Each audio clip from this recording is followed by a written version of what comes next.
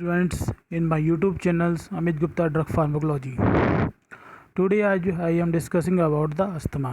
आज हम अस्थमा की बात करेंगे. Asthma is a disorder of respiratory systems.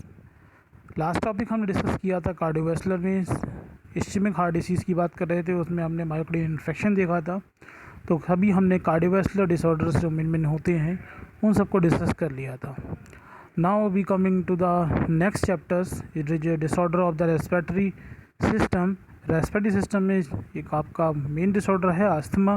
तो आज हम अस्थमा की बात करेंगे. अस्थमा आप लोगों ने सुना भी होगा कि जिसमें सांस फूलने लगती है, सांस लेने में प्रॉब्लम होती है, ब्रीथिंग में प्रॉब्लम होती है, काफ़ी ज़्यादा कफिंग होती है. इस टाइप की जो डिसऑर्डर होता है वो अस्थमा होता है. आइए अब अस्थमा के बारे में देखते हैं. ठीक है. Asthma is a obstructive airflow respiratory disorders. It is characterized by difficulty in breathing, wheezing sound, tightness in chest and cough.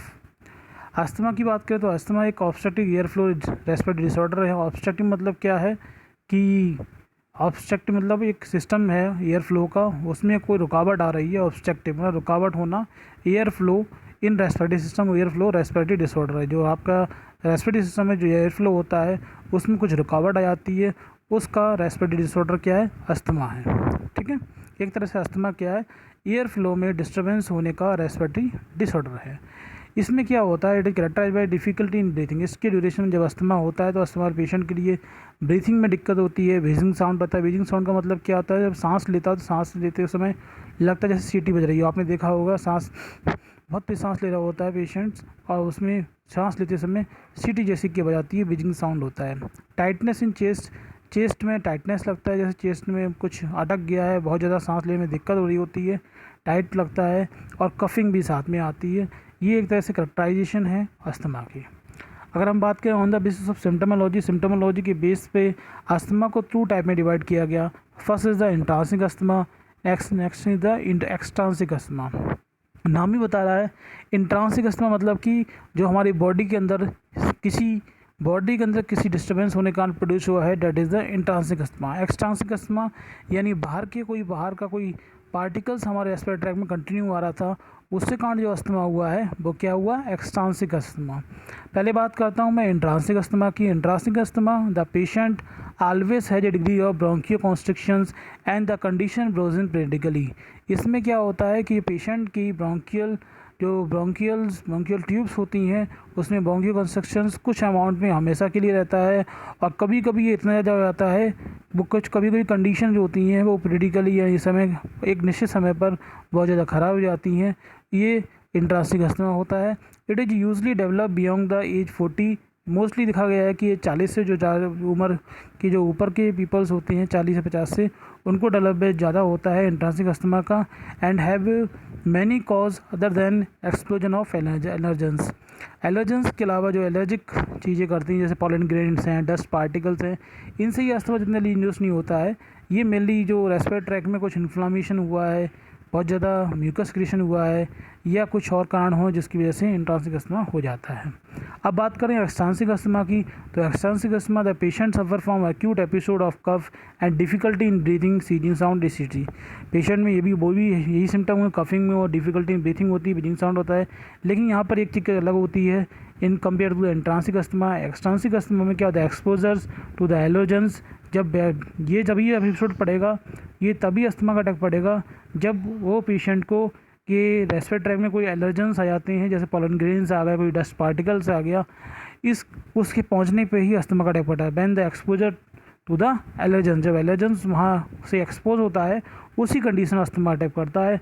It is a most common in childhood और एडल्ट्स. और ये बच्चों में और बड़े में एडल्ट्स की बात करें तो मेजॉरिटी टाइप जो अस्थमा होता है वो कौन सा होता है? एक्सट्रांसिक अस्थमा. ये देखिए आप इसमें जब सकते हैं नॉर्मल जो आपकी ब्रोंकियल ट्यूब्स है, नॉर्मल ब्रोंकियल ट्यूब्स में जो आपको डायमीटर दिख रहा है इसमें आपकी आसानी से एयर फ्लो हो जाएगी. That is the normally air flow होता है और एल्वलाई तक एयर पहुंच जाती है. इसमें कोई भी रुकावट नहीं है एयर पहुंचने के लिए. लेकिन जो अस्थमा पेशेंट होता है उसकी हम ब्रोंकियल ट्यूब देखेंगे तो म्यूकस अमाउंट इसमें ज़्यादा होता है. म्यूकस के अमाउंट साथ साथ क्या होती है, जो उसकी स्मूथ मसल सेल्स होती है, उसकी आउटर मेम्ब्रेन जो होती है वो काफ़ी ज़्यादा सॉलिन हो जाती है, काफ़ी ज़्यादा स्वेलिंग हो जाती है, जिसकी वजह से क्या होता है इसका डायमीटर बहुत छोटा हो जाता है. एयर पासेज आसानी से नहीं हो पाता है. एयर पासेज होता है तो बहुत ज़्यादा दिक्कतें आती हैं और सिम्टम्स होते हैं अस्थमा की सिम्टम्स जैसे इंड्यूस हो जाते हैं। ब्रीथिंग साउंड है, ब्रीथिंग डिफ़िकल्टी है, साथ में कफिंग जैसे डिसऑर्डर हो जाते हैं। ये कंडीशन बनती है अस्थमैटिक लंग्स या अस्थमैटिक ब्रोंकाई की। ये क्या है? अस्थमैटिक ब्रोंकाई है और ये क्या है? नॉर्मल ब्रोंकाई है। ठीक है, अब बात करते हैं हम क्लिनिकल मैनिफेस्टेशन यानी साइन एंड सिम्टम्स। क्या क्या साइन एंड सिम्टम हो सकते हैं?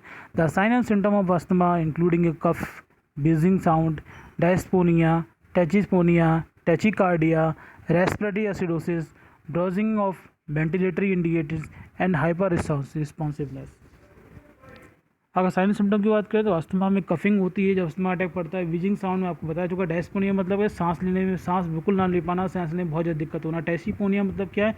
छोटी छोटी सांस होना, सांस एकदम डीप सांस, नॉर्मल ब्रीथिंग नहीं होती, छोटी छोटी सांस, इस तरीके से हल्का हल्का पेशेंट इस तरह से करता है तो रह टैचिपोनिया।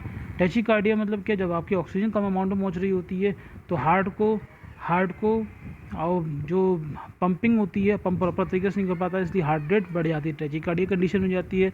रेस्पिरेटरी एसिडोसिस हो जाता है क्योंकि बाइकार्बोनेट जो कार्बन डाइऑक्साइड है वो ब्लड से बाहर निकल पा रही है, ऑक्सीजन प्रॉपर अमाउंट में पहुंच नहीं रही है। जब कार्बन डाइऑक्साइड का लेवल ब्लड में बढ़ जाता है तो यानी रेस्पिरेटरी एसिडोसिस की चांसेस बढ़े आते हैं, जो मैंने आपको पहले बता चुका हूँ। ब्रोजन ऑफ वेंटिलेटरी इंडिकेट्स, जब कंडीशन ज़्यादा ख़राब होती है तो पेशेंट को वेंटिलेटर पर ले जाने की ज़रूरत पड़ जाती है। और साथ में हाइपर रिस्पॉन्सिवनेस हो जाते हैं, hyper responsiveness of bronchial muscles हो जाती हैं। अगर कोई भी डस्ट पार्टिकल, कोई भी सॉलिड पार्टिकल अगर हमारे रेस्पिरेटरी में पहुंचता है तुरंत ही उसके अगेंस्ट में अस्थमैटिक यानी अटैक पड़ने लगता है, यानी खांसी आएगी, छींकें पड़ेंगी, सांस लेने में दिक्कत होगी। ये सब hyper responsiveness of the muscles हो जाती हैं। The acute symptom of airway narrowing usually improve by about 1 hour. अगर एक्यूट्स की बात करें, अगर अब भी किसी को अस्थमा का अटैक पड़ना शुरू हुआ है, क्रोनिक कंडीशन नहीं है, क्रोनिक और एक्यूट को मैंने बता चुका था। एक्यूट मतलब है कि अभी जल्दी की बीमारी, date is the acute. Chronic मतलब बहुत लंबे समय से कोई बीमारी चली है, तो डेट इज़ द क्रोनिक। अगर एक्यूट कोई सिम्टम्स आए हैं एयरवे नैरोइंग या अस्थमा के, तो उसमें क्या होता है 1 घंटे में रिकवरी होना शुरू हो जाती है। जबकि लेकिन एक काम और है कि वो 4 से 8 घंटे लेटर, जो 4 से 8 घंटे के बाद में क्या होता है, the late phase of asthmatic attack begins.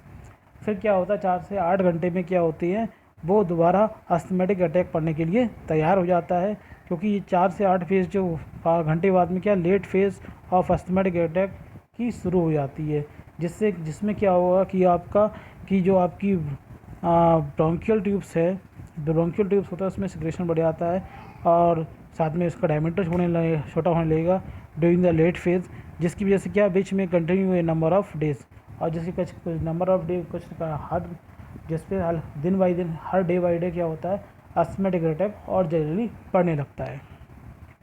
The late phase is characterised by the inflammation और रेस्पिरेटरी म्यूकस। लेट फेज की मैंने बात की थी, तो लेट फेज में होता क्या है बेसिकली कि जो रेस्पिरेटरी म्यूकोजा है उसमें इन्फ्लामेशन हो जाता है। इन्फ्लामेशन और इन्फ्लामेटरी मीडिएटर्स रिलीज होती हैं, और मीडिएटर रिलीज होंगे तो म्यूकस का सिक्रेशन ज़्यादा होगा, जिससे ब्रोंकाई का क्या डायमीटर कम हो जाता है, जिससे ब्रोंकाई में आसानी से एयर फ्लो नहीं हो पाती है।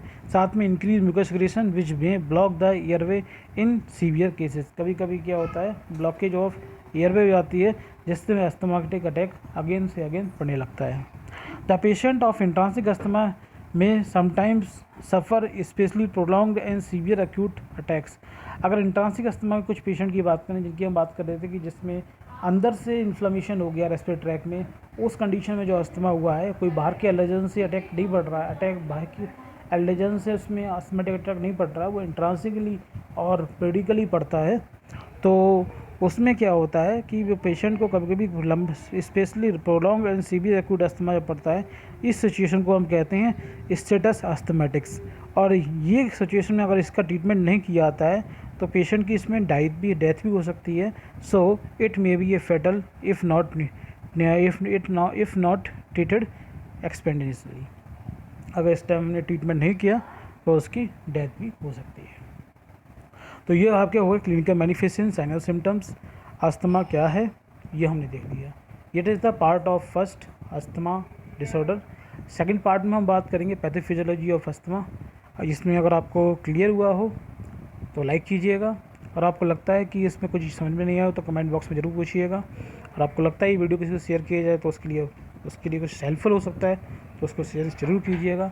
और नेक्स्ट वीडियो मिलेंगे पार्ट 2 ऑफ अस्थमा के पार्ट 2 में। तब तक के लिए थैंक यू।